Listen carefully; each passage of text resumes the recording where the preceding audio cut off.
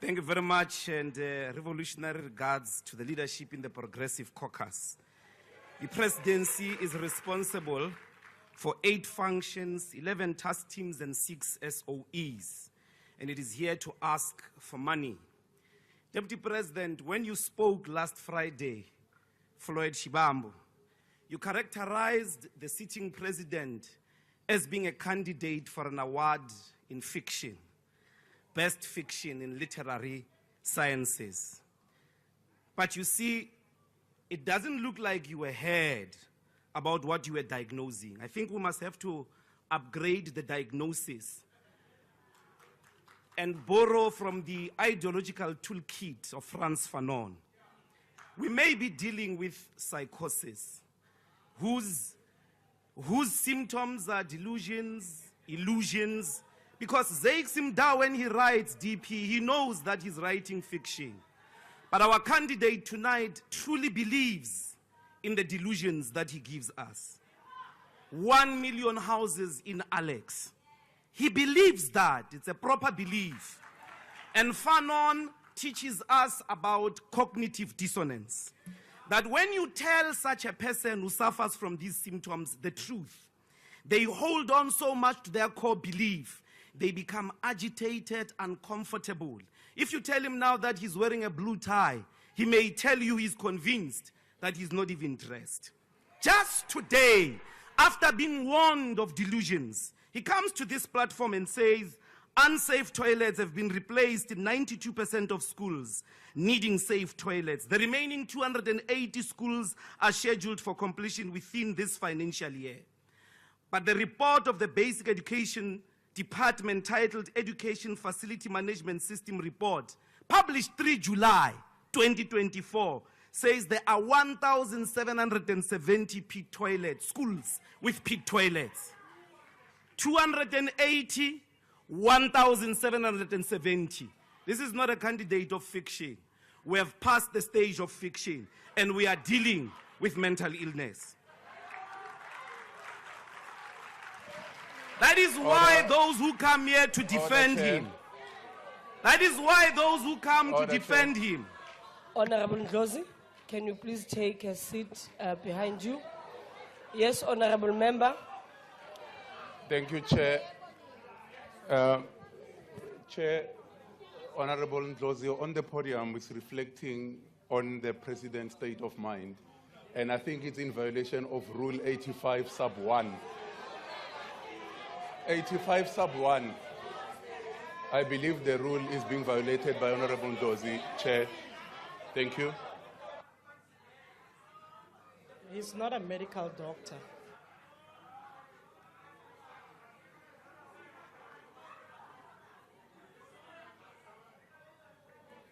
Thank you, honorable member. I think you were meant to quote Rule 84. That is unparliamentary and unacceptable language or gestures.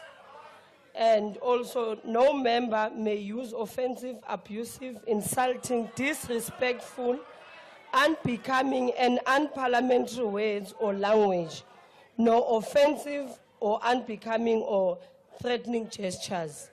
So, Honorable Ndlozi, please, when you take the podium, can you refrain from doing so, and please withdraw that. With respect, Chair, what must I withdraw? Withdraw calling the president. Point of order. Point of order. Honorable Shibam. I'm sure, House Chair, with time you'll begin to appreciate some of the precedence issues on the rulings of this House. We had a contention in the 5th Parliament where they were... Can you get closer to the mic because I can't hear you? You can sit, it's fine. And I want to talk to you standing up. We have got precedence in this House where a word schizophrenia was utilized to characterize a member of Parliament. After a process of the Rules Committee and proper interpretation, even legal advice, it was concluded that such is a permissible word. And that exactly describes what Komisam Buisen is talking about now, of delusions, of illusions, of imaginary articulations that were made by someone here. And there is absolutely nothing wrong because precedence already has been set in terms of that ruling. So please don't do what you are doing now of saying you must withdraw because that is not consistent with the rules of this National Assembly. So your ruling is conclusively wrong. And you will realize when we then later on induct you in the Rules Committee of how these questions are handled. So please, let's allow the Speaker to proceed to characterize the phenomenon that we're dealing with now. Thank you very much. Thank you, Honorable Shibambu. Honorable Ndlozi, as I had said, that please refrain from using such insultive words from the podium. You may continue, but we will consult Hansard and later come back with the finding. Thank you. Other cognitive dissonance and psychosis candidates, they are mere candidates at this stage. Honorable Honorable Ndlozi, Kumbuzo. can you please take your seat again? There's another hand.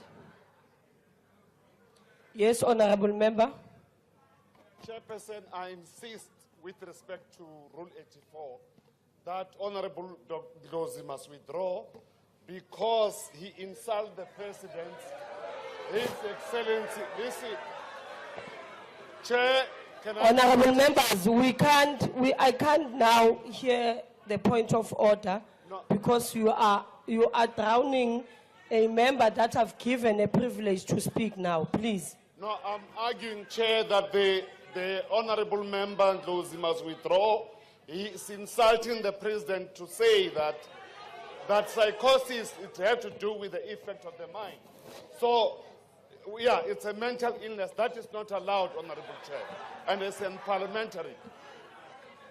Thank you, Honorable Member, but I have made my ruling that will consult Hansard and a considered ruling will be made thereafter. Thank you. Continue, Honorable Ndlozi. Other candidates of this mental phenomena is Honorable Kumbuzo, a admitted CR17 funds beneficiary, implicated in the Zondo report on Denel, and a local municipality. Perhaps you might want to consult with Honorable Tembi on the VBS question. She may educate you because she was a mayor when the funds were deposited of Polokwane local municipality to the bank. What was the purpose of building that bank?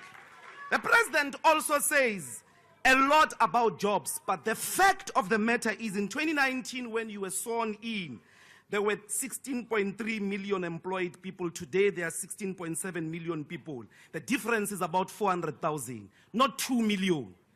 Not 2 million. So even the numbers seem not to be correlating. The reality is there is no solution that is envisaged from the political and economic strategies of the current government because it does not centralize industrialization in macroeconomic planning, the development of the productive forces, the chronic problem of unemployment is only going to be resolved by a country that produces the things that it consumes. And therefore, you've got to centralize industrialization, which at the moment it's not happening. For an example, the public procurement bill does not align at all with industrialization. There is no mention of leveraging state procurement budget direct to reindustrialization. Instead, the bill seeks to place measures to address professional ethics, pricing issues, accountability, and transparency. You should use your buying capacity as the state to buy locally manufactured goods just from your procurement budget alone. That is not there. The Black Industrialist Program is actually the greatest and tragic joke on black people. In 2022, we received a report that there was an allocation of 36 billion rands for 1,000 black industrialists. If you take these figures at a nominal value, you are looking at 37 million rands per so-called black industrialist. Ford invested 12 billion. of which 4.5 was a government incentive test scheme benefit. To construct the Silverton plant in Pretoria, Toyota received 2.6 billion. 2.6 billion. And black people are expected to industrialize with 37 million. You see the joke there. The IDC was at the center of apartheid state-led development. It not only was creating companies like Sasol. Look at the industrial scale of Sasol. Perhaps there is a lack of understanding of what true industry is. The IDC was at the center of the creation of Sasol, was at the center of the creation and growth of ISCO. But since 1994, show me a single industry that the IDC started with the scale of ISCO, with the scale of Sasol. Your chronic levels of unemployment can only be resolved by a bold step, such as using the IDC within the Department of Trade and Industry to create large-scale industrial projects the size of Sasol and ISCO. But also, when you're talking about investments and markets, the BRICS countries are where you should go. Your relationship with the West has been the most crippling economically. The West only wants your minerals. The West only wants you to consume its finished products. Even the market, consumer market of over 1.2 billion people in the continent of Africa, they still get products from their former colonizers. But China is the one that is developing. In the last 20 years, they are responsible for large-scale infrastructure projects across the world. They are the ones that are building the biggest, most sophisticated infrastructure projects than anyone else. So if you want to industrialize, you've got to look to the BRICS countries. You've got to go to China and literally request build, operate, and transfer projects. So if you want to build a train from Durban to Musina, Mr. President, perhaps you do not enter into the delusion of repeating the same thing that you've been doing over the last 30 years as the ANC. Go to China. The people of China will build a speed train in less than a year, and then it will occur from Durban to Musina. The industrialization project must also be at the center of the competition laws. For an example, competition laws are not the instrument of transformation. Even when they are in place, price fixing, collusion, market power abuse, price discrimination, and monopoly industries continue. When the Competition Commission makes findings, the Finance Minister has the power to overrule them. When the Competition Commission identified that the private sector health market was abusing its power through price fixing and monopolization, nothing happened to them. That tells you the power of these industries. If you want to heal, Mr. President, from this emerging mental condition within the GNU, perhaps you must come back tomorrow with a concrete admission that business cannot be usual. Otherwise, we will interrogate and scrutinize the state of your mind to the end. Thank you very much. You are not a I will medical now doctor. invite Honorable Zibi.